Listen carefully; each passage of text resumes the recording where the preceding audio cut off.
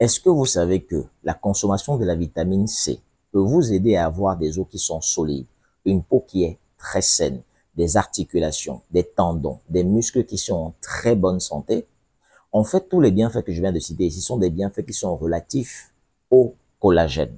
Mais pourquoi est-ce que je parle de la vitamine C dans cette vidéo? Pour la simple raison que la vitamine C va vous aider à produire un collagène et un collagène de très bonne qualité. Comment est-ce que ça se passe? Je vais vous expliquer tout au tableau. Alors, la première des choses que vous devez noter, c'est que pour que vous puissiez produire du collagène, vous avez besoin de deux éléments fondamentaux. C'est la proline et la lysine. Ces deux éléments fondamentaux, n'est-ce pas, ce sont des éléments qui sont produits par des cellules qu'on appelle des fibroblastes. D'accord? Je vais écrire ça ici. Fibroblastes. Alors, comment est-ce que ça se passe pour que ces deux éléments produisent du collagène? En fait, vous devez savoir que quand on parle d'éléments fondamentaux, c'est un peu comme si on disait que pour avoir du parpaing, on a besoin du sable et du ciment. D'accord? C'est la même chose pour avoir du collagène, on a besoin de la proline et de la lysine. Alors, pour que ces deux éléments puissent se combiner et donner du collagène, il y aura une réaction chimique qu'on va appeler l'hydroxylation.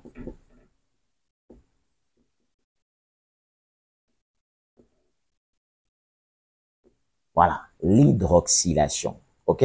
Maintenant, pour qu'il y ait cette hydroxylation, il faudrait qu'il y ait la présence de deux enzymes fondamentales. Le premier enzyme, c'est le prolyl hydroxylase, n'est-ce pas?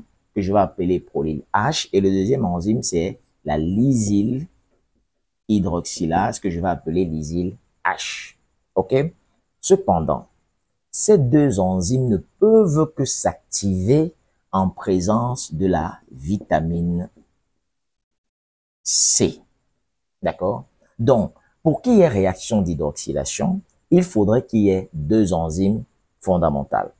Le premier, c'est prolyhydroxylase. Le second, c'est la lysyl hydroxylase qui, combinés à la vitamine C, pourront donc activer ceci et à la fin donner du collagène. Voilà, le collagène. Et ensuite, pour que ce collagène soit stable, c'est-à-dire un collagène de très bonne qualité qui aura l'action escomptée, le collagène a aussi besoin de la vitamine C.